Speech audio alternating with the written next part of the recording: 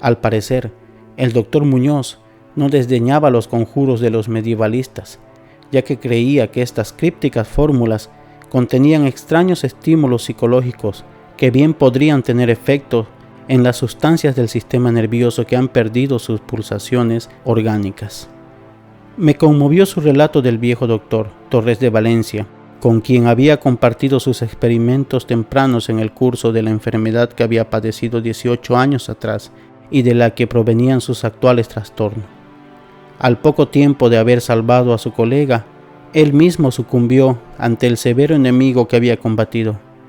¿Acaso el esfuerzo había sido demasiado extenuante, ya que, entre susurros, el doctor Muñoz dejó claro, sin detalles de por medio, que los métodos de sanación empleados habían sido por demás extraordinarios y que involucraban terapias que seguramente no serían del agrado de los médicos de factura tradicional y conservadora? A medida que transcurrían las semanas, noté con gran pesar que, tal y como la señora Herrero lo habían mencionado, el estado físico de mi nuevo amigo se deterioraba de modo lento pero irremediable. Se intensificó el lívido aspecto de su semblante, su voz se volvió hueca e indistinta, perdió coordinación muscular y su mente y voluntad mostraban menos iniciativa y vigor. Él, por supuesto, notaba este desafortunado cambio, y poco a poco su expresión y conversación tomaron una ruda ironía que despertó en mí algo de la sutil repulsión que había sentido por él originalmente. Desarrolló extraños caprichos, aficionándose a las especias exóticas y al incienso egipcio, hasta el punto de hacer que su recámara oliera como la bóveda de un faraón sepultado en el Valle de los Reyes. Al mismo tiempo, aumentó su demanda de aire frío y con mi ayuda amplió los conductos de amoníaco en su cuarto y modificó las bombas de su máquina de refrigeración hasta que logró mantener una temperatura entre 4 y 0 grados, hasta llegar a 4 grados bajo cero.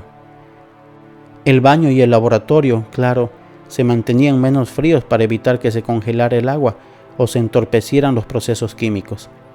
El huésped vecino se quejaba del aire helado que entraba por la puerta en común, así que ayudé a poner pesadas cortinas que solucionaran este problema.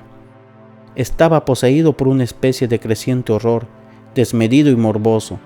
Hablaba de la muerte sin cesar, pero estallaba en una risa sorda cuando, en medio de la conversación, se mencionaban asuntos como entierros o arreglos funerarios. Con el paso del tiempo, el doctor terminó convirtiéndose en una compañía desconcertante y terrible. Sin embargo, mi gratitud por sus curaciones me impedía abandonarlo y me ocupaba de limpiar su cuarto y atender sus necesidades diarias envuelto en un pesado abrigo que había comprado especialmente para este fin. Asimismo, hacía sus compras y me quedaba atónito ante algunos de los artículos que me encargaba adquirir en las farmacias o tiendas de productos químicos. Una creciente e inexplicable atmósfera de pánico parecía rodear su apartamento. La casa entera, como ya he dicho, tenía un olor rancio, pero el olor de su habitación era peor a pesar de todas las especias, incienso y el acre aroma de los químicos que utilizaba en los baños, ahora constantes, que insistía en tomar sin ninguna ayuda.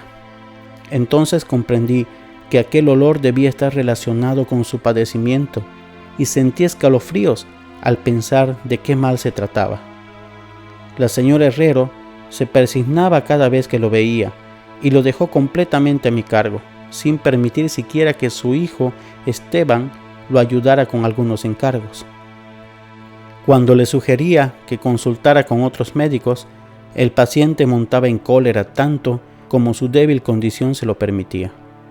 Evidentemente, le temía al efecto físico de las emociones violentas. Sin embargo, su voluntad y coraje aumentaban en lugar de disminuir y se negaba a ser confinado a la cama. La lasitud de sus días de convalecencia dio paso a un retorno de su feroz propósito, hasta el punto en que parecía desafiar a gritos al demonio de la muerte, aunque eso lo hiciera correr el riesgo de que éste se apoderara de él.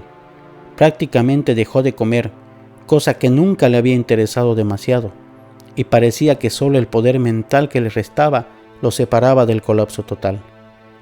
Adquirió el hábito de escribir cierta clase de documentos largos que sellaba cuidadosamente y llenaba con indicaciones para que, tras su muerte, yo se los entregara a ciertas personas, la mayoría de ellos literatos de las Indias Orientales.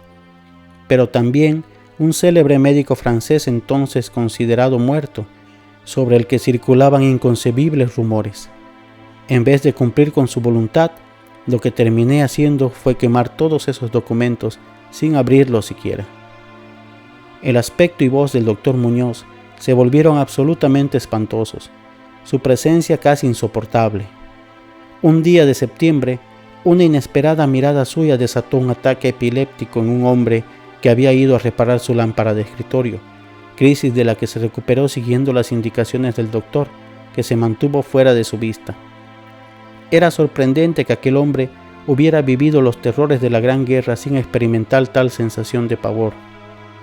Entonces, a mediados de octubre, el horror de los horrores llegó con paralizante rapidez. Una noche, alrededor de las 11, la bomba de refrigeración se estropeó, causando que se interrumpiera durante 3 horas el proceso de enfriamiento por amoníaco. El doctor Muñoz me lo hizo saber golpeando en el suelo, y yo trabajé desesperadamente para reparar el daño, mientras mi anfitrión maldecía en un tono cuya oquedad, traqueteada y carente de vida, está más allá de cualquier descripción.